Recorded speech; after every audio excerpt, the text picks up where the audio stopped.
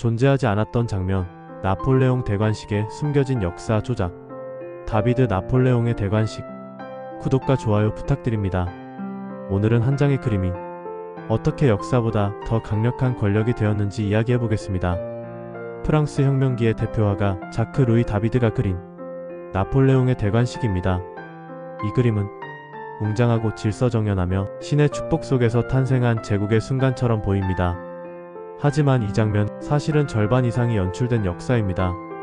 1804년 12월 2일 파리 노트르담 대성당. 이날 나폴레옹은 프랑스 역사상 가장 파격적인 방식으로 황제가 됩니다. 교황 비오 7세가 직접 파리까지 왔지만 나폴레옹은 교황의 손에서 왕관을 받지 않습니다. 그는 스스로 왕관을 집어들고 자기 머리에 씌웁니다. 그리고 곧바로 아내 조제핀의 머리 위에 왕관을 올리죠. 이 장면 하나만으로도 이미 기존 왕권 질서를 완전히 무너뜨린 선언이었습니다. 이 역사적인 순간을 기록하기 위해 나폴레옹이 선택한 화가가 바로 자크 루이 다비드였습니다. 다비드는 원래 프랑스 혁명의 열혈 지지자였습니다. 왕정을 무너뜨리고 루이 16세의 처형을 지지했던 인물이죠.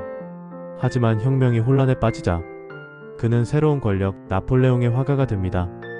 그리고 이 선택은 그의 인생 최대의 작품을 탄생시키는 동시에 가장 위험한 그림을 만들게 합니다. 나폴레옹의 대관식은 무려 가로 10m에 가까운 초대형 회화입니다. 등장인물만 150명 이상. 모든 인물은 실제 인물을 모델로 했고 하나하나 초상처럼 정교하게 그려졌습니다. 이 그림은 단순한 기록이 아닙니다. 제국의 공식 이미지, 즉 정치 선전물이었습니다. 그래서 여기서부터 조작이 시작됩니다. 가장 유명한 초작은 바로 나폴레옹의 어머니입니다.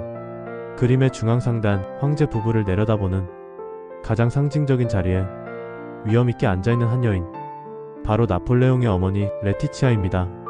하지만 역사 기록에 따르면 그녀는 이 대관식에 참석하지 않았습니다. 아들과의 정치적 갈등, 그리고 개인적인 불만 때문에 의도적으로 불참했죠. 즉, 이 장면은 존재하지 않았던 순간입니다. 다비드는 이 사실을 알고 있었습니다.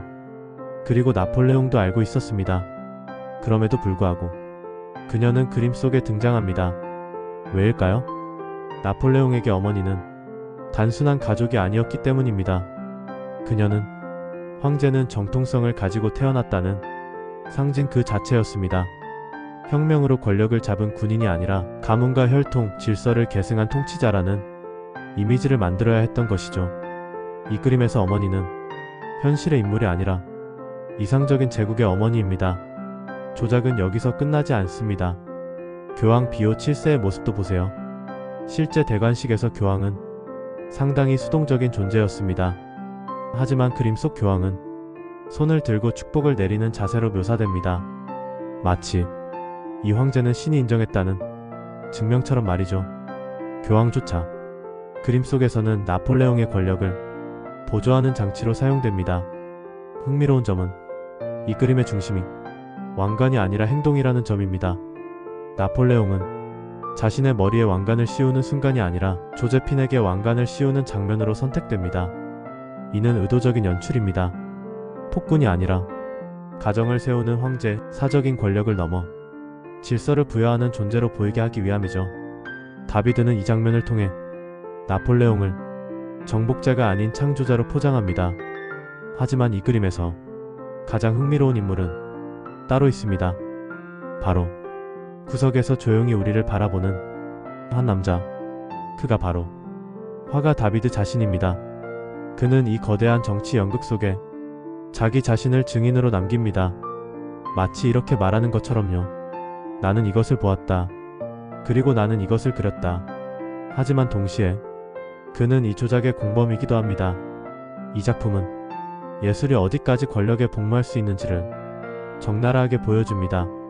사실을 그대로 기록하는 대신 사람들이 믿고 싶어하는 장면을 만들어내는 것, 그리고 그 이미지가 역사보다 더 오래 살아남는다는 사실.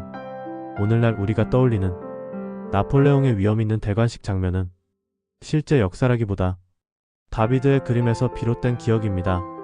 나폴레옹의 대관식은 그래서 아름답지만 위험한 작품입니다. 완벽한 구성, 찬란한 색채, 질서정연한 인물 배치, 하지만 그 안에는 권력이 예술을 이용하는 방식, 그리고 예술이 권력을 강화하는 방식이 정교하게 숨겨져 있습니다. 이 그림은 우리에게 묻습니다. 우리가 보고 있는 역사는 사실인가, 아니면 누군가가 보여주고 싶었던 장면인가? 그리고 지금 우리의 시대에도 이런 그림은 다른 형태로 계속 만들어지고 있지는 않은가?